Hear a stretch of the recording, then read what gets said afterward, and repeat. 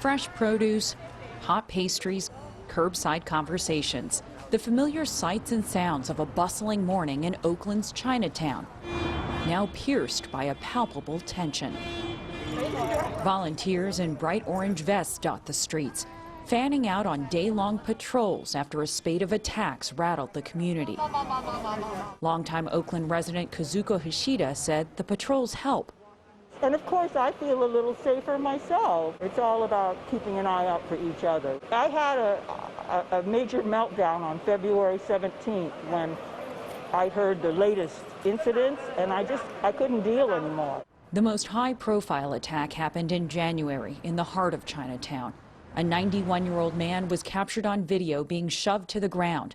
The violence got worse around the Lunar New Year in February, when elders are known to carry envelopes of cash. It's another elder, 75-year-old Joe Ma, who started the safety patrols. There are a lot of different ethnicities in Oakland Chinatown, and usually it's very harmonious. But with coronavirus and the economic situation, people are getting desperate. Ma started walking the streets last March.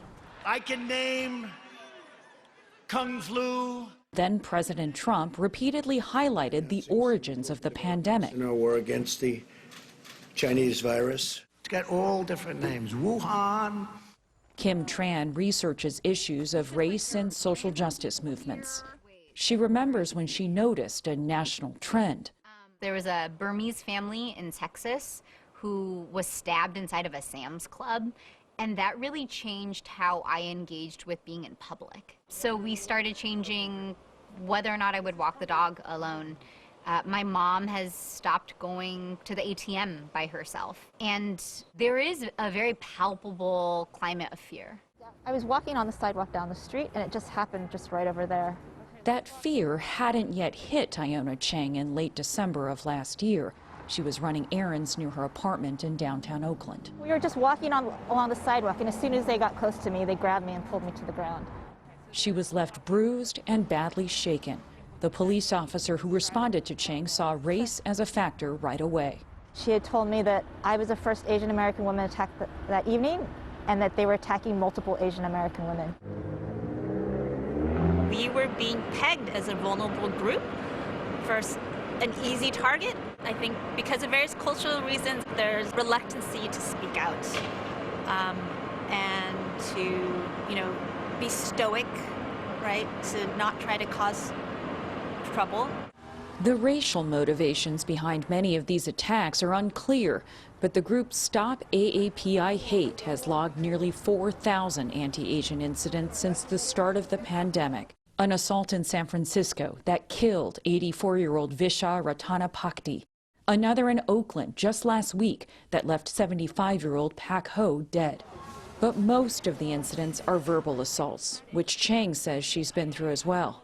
I was running here in Oakland. A car had come up, and the man in the car yelled coronavirus at me. Later, I was really upset. I was hurtful. I was angry. The old one over on 8th and Harrison. Back in Chinatown, Sakon Lhasa Fengtong begins making the rounds at 6 every morning, greeting elders on their morning walks. Hi, good morning. And scrubbing the graffiti that's been scrawled on the walls of businesses overnight. Now, more than ever, he stays vigilant while he works. There's a store right across the street with all the boxes. Somebody tried to ran her over before, and I was just across the street, and I chased them away. He's a community ambassador, a position funded by the Oakland Chinatown Chamber of Commerce, and one that put Lhasa Fengtong on a new path when he was released from prison. Seeing the grandmas and the grandpa doing their Tai Chi and walking and minding their business and just trying to live out the rest of their life in peace, that's what makes me want to protect them. Shop owners say they welcome the volunteer patrols, but they're no substitute for law enforcement. And they say police have often taken too long to respond to incidents. During our time here, we saw very little police presence in Chinatown. LaRon Armstrong is Oakland's police chief. I believe that these are crimes of opportunity. He says the rise in anti-Asian violence mirrors a drastic spike in violent crime and homicides throughout the city. He points to poverty, which the pandemic has only worsened. But that doesn't take away the fact that there are people that have been victimized. And so while we might talk about numbers, numbers at the end of the day are human beings. These are people. Armstrong says the department has taken steps to increase security for Asian Americans, like placing a Chinese-speaking liaison in Chinatown. But others say the issue has deeper roots that can't be addressed with more policing.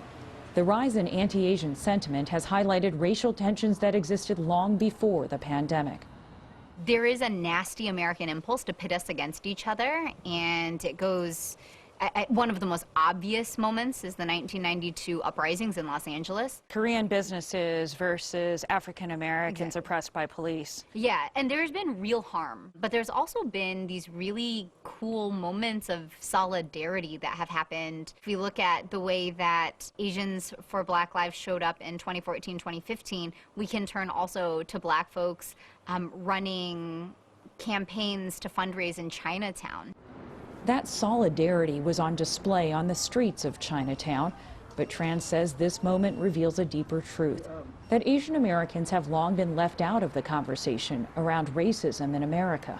There's white folks, there's black folks, and we really have failed to talk about anyone who is not in one of those two groups. What we're seeing now is Asian Americans are a surprise in terms of the racial discourse of this country.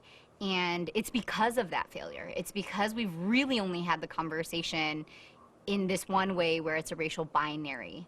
I'm really hopeful that this moment means that we will have a continued conversation about what it's like to be an Asian American as a racialized community in America. It's been months since Iona Chang was mugged near her home in Oakland. How are you feeling these days? What's your sense of safety? I still would prefer not to go out by myself, and that makes me angry at some point because I feel like I'm an independent person, I feel like I'm strong, and I hope at some point I will not have to feel that way where I don't feel safe in my neighborhood.